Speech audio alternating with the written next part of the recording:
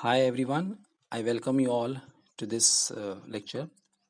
Today I'm going to have a detailed discussion on the movie To Kill a Mockingbird. But before I start the synopsis of a movie, let's talk about the character and substance of literature and film here. I would like to tell you that literature, which is encoded by the written word, is all about stories and characters. The bonding between literature and film is the best way to tell stories, but the relationship between the word and the image continues to evolve as we enter into new and varied relationships with our multiple, intertwined, and increasingly independent media. You see, this offers ample scope for a comparative examination of movies and literature in order to discern how the two have continued to modify one another during the last uh, century. The character and substance of literature and film are usually in conflict. There's little doubt, even in contemporary era, when films enjoy a high artistic, culture, and popular profile, that the combination of literature and movies is an unholy alliance. There's something that makes the two separate art forms unique. One form uses words to tell a story, and the other uses images, are not minor differences.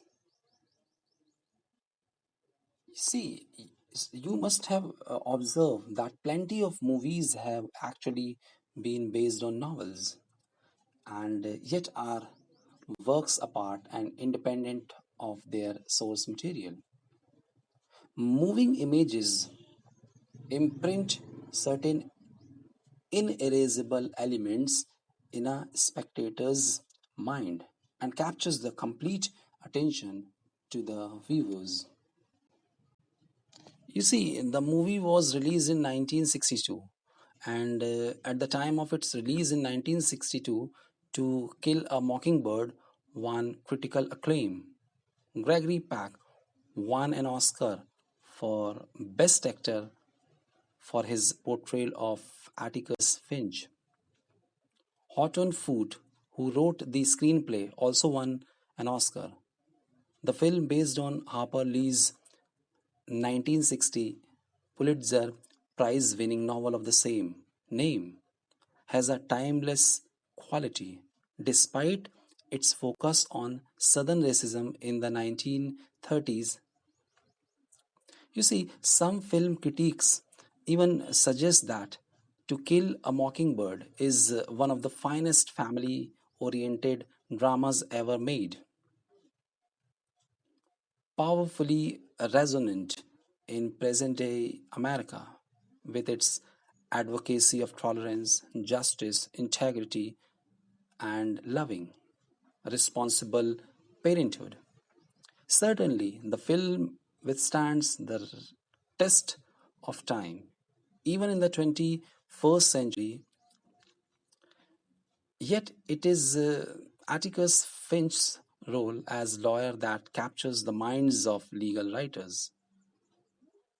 In To Kill a Mockingbird, Atticus Finch, a widower and a small town Alabama lawyer practicing in the 1930s, struggles to instill it in his two children, a daughter, Jean Louise, and a son, Jeremy, Jim, a sense of tolerance, integrity, and justice. The film uses two characters to illustrate these lessons: Boo Bradley, a mysterious neighbor, and Tom Robinson, a client. Finch, Finch's reputation as a highly moral lawyer stems from his representation of Tom Robinson, a black man. Atticus Finch, by putting on an earnest defense in Tom Robinson's case, was breaking the rules of his racially segregated society. As one commentator writes, "To Kill a Mockingbird teaches us to be courageous in the face of our community's prejudice." Perhaps this is what resonates with many people who tout Finch as the ideal lawyer. You see, if you just watch the movie, you'll come to know that in many respects, To Kill a Mockingbird is not very different from other courtroom dramas. The film falls under the category of the social change genre of courtroom. Films like Philadelphia, where Denzel Washington, a black heterosexual lawyer, represents Tom Hanks, a white gay lawyer, fired by his firm because he is infected with the HIV/AIDS virus. In sense, in a sense, Washington, by representing a gay man with a stigmatizing disease, is breaking some unspoken rules of heterosexual society. This analogy, however, is somewhat imperfect because Washington, as a black man, is an outsider in society, unlike the insider uh, Atticus Finch. Moving on to the next part, as you can see on the screen, comparison and contrast of the legal images in the movie. So, you see, for few commentators, compare and contrast the legal images in To Kill a Mockingbird, while Atticus Finch tries to present a credible defense. Judge Taylor, the trial judge, fails to uphold even the basic tenets of the law. Perhaps these contrasting legal models also make Finch appear highly moral and ethical. In courtroom drama films, the ambivalence of the legal system toward the injustice often is just as important as who committed the crime. Just as the lawyers in these films seldom are portrayed in a positive light, similarly, the judges, with few exceptions, are portrayed negatively. Too often, the judges in these films are not wise upholders of the truth, who are willing to take a lonely stand for justice.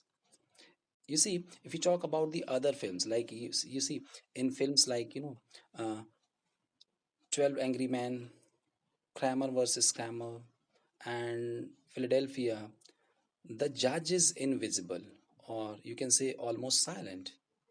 In other films, such as And Justice for All and Presumed Innocent, the judge is corrupt. In this regard, Judge Taylor's indifferences in To Kill a Mockingbird is no different from other negative portrayals of judges in courtroom dramas. You see, in To Kill a Mockingbird, Atticus Finch knows that the Southern legal system is rigged against blacks, yet he conducts Tom Robinson's defense within the bounds of this unjust system. Judge Taylor, who presides over the case, remains impassive and perhaps not even neutral, watching the injustice transpire. A judge in an immoral regime, like a lawyer, also has an obligation to uphold the rule of law. How each carries out this obligation has been the subject of dispute in more contemporary Jim Crow society, South Africa under apartheid.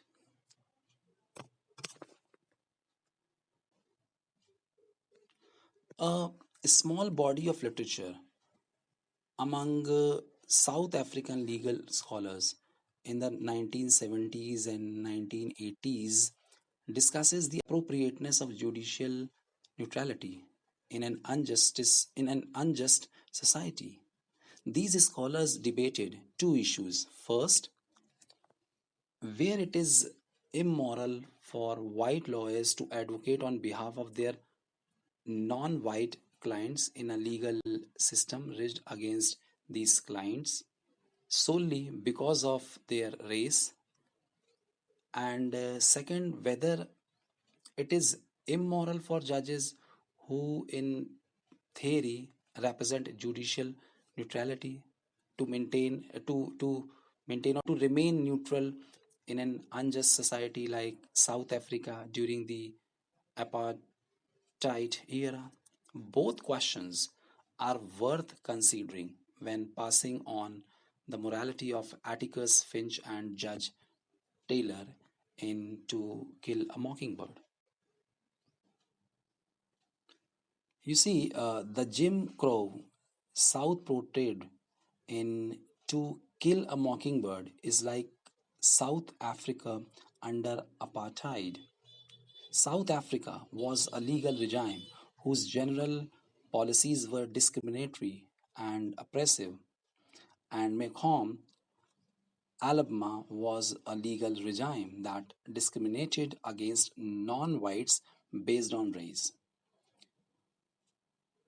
Under Dugard's rationale, Atticus Finch, by not challenging the existing legal regime which permitted all white juries and segregated courtrooms, reinforced rather than challenged Macomb's morally bankrupt judicial system.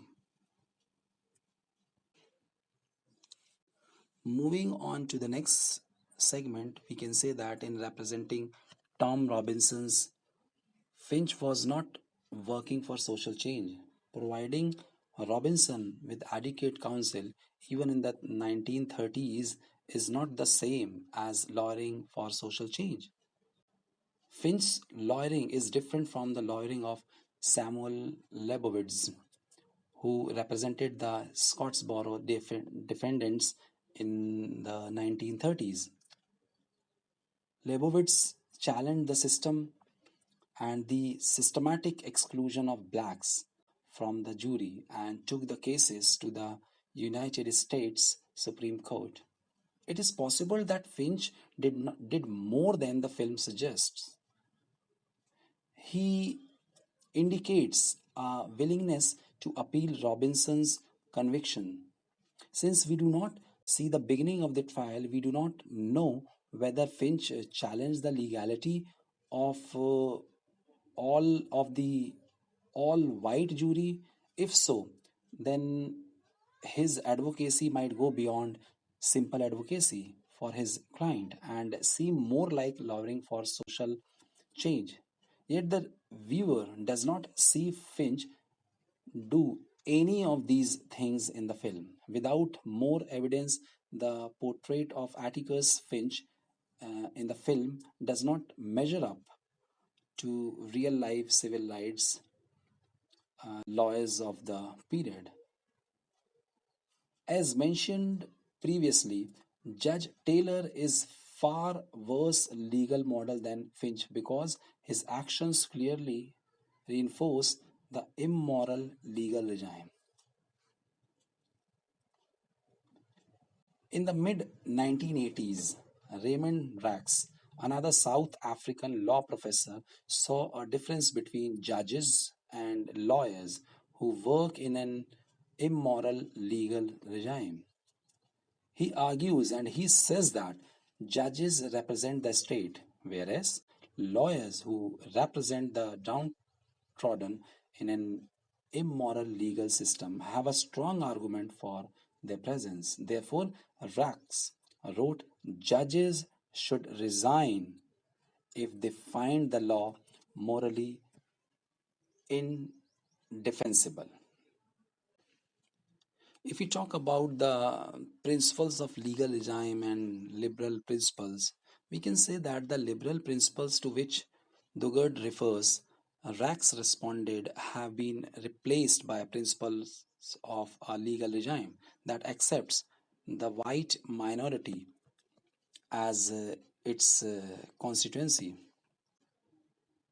Dugard's characterization of South African laws, liberal underpinnings apply to law in the United States. Both Dugards and Rax might even agree that the judge in To Kill a Mockingbird had fewer legal impediments under Jim Crow laws to prevent him from treating Tom Robinson fairly than judges in South Africa under apartheid.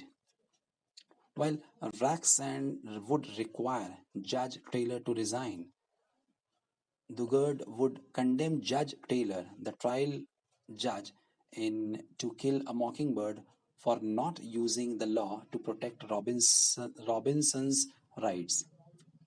Judge Taylor seems unconcerned when the jury convicts despite strong evidence of Robinson's innocence. There is no medical evidence of rape. Robinson's withered left arm makes it impossible for him to beat Myla. Friend's cross-examination of Evans raises the strong possibility that Myla's father, not Robinson, beat her. Myla's and Robinson's testimonies also raise the possibility that Myla tried unsuccessfully to seduce Tom Robinson.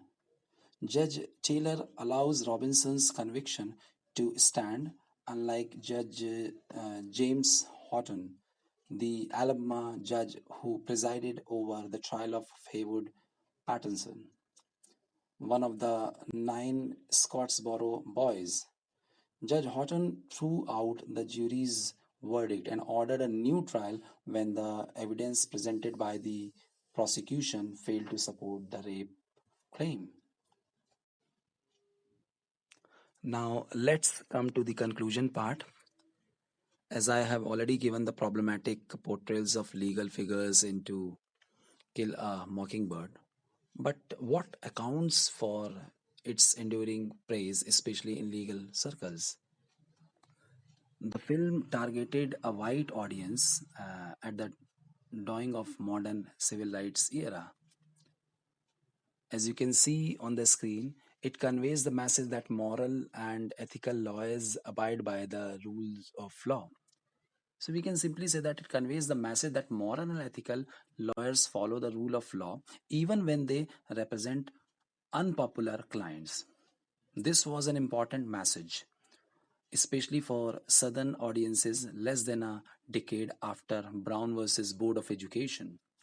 Massive resistance to desegregation was still the rule in most Southern states. Thus, To Kill a Mockingbird was an appeal to dissent, moral white Americans to accept racial integration.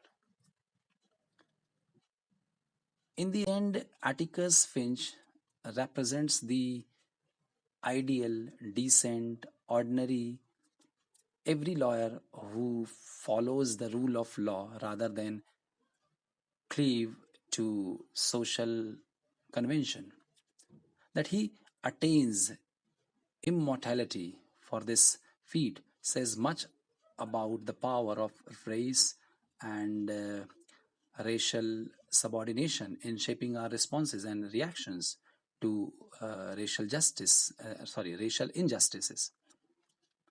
In 1963, a reviewer in the New Republic characterized To Kill a Mockingbird as a sort of soft caramel intruder in the dust.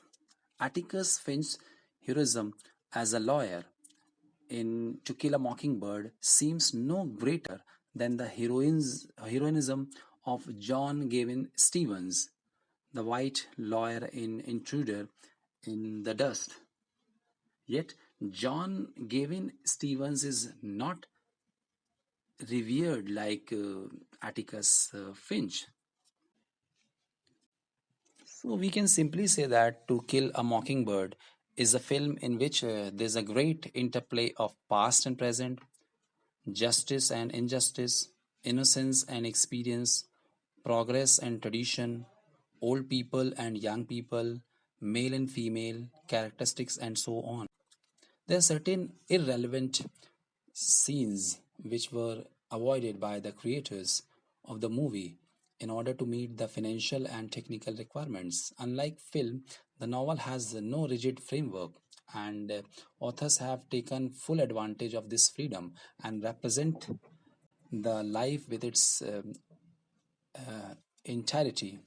But in film, the makers should confront various conundrums, conundrums and troubles to bring the story to the screen. The novel and the film have many similarities, although it has got some differences also, but the differences are very few in nature. But we can claim that these minute alterations never mitigated the beauty of the novel while adapting to the film. In general, the film is a faithful adaptation of the book with only a few subtle, changes, most of which were forced upon Mulligan by time constraints and the voice over narration, which smoothes over the cracks left by material deleted from the book. Uh, Moving on to the next part, we can simply say that the film portrays the basic essence of a novel properly. Robert Mulligan not only relocated and translated the elements of novel, but also enriched the filmic version with the new utterances and unique creativities. The elimination and addition are essential to augment the beauty of the film. It is mandated that a film should not lose the essence underpinning the source work. The notion of racism, patriarchy, foisting nature of power prevalent in the so called sophisticated American society, and even the atmosphere of the novel was flawlessly imaged in the film, bounding to the film's time limits and rigid framework. So, at last, I would like to simply say that, like most films about racial injustice or racial justice in the United States, To Kill a Mockingbird has its flaws. Nevertheless, its message about tolerance, morality, and ethics resonates with all people. Atticus Finch, the film's protagonist, is a brave southern man, but he's simply a man, not a legal icon.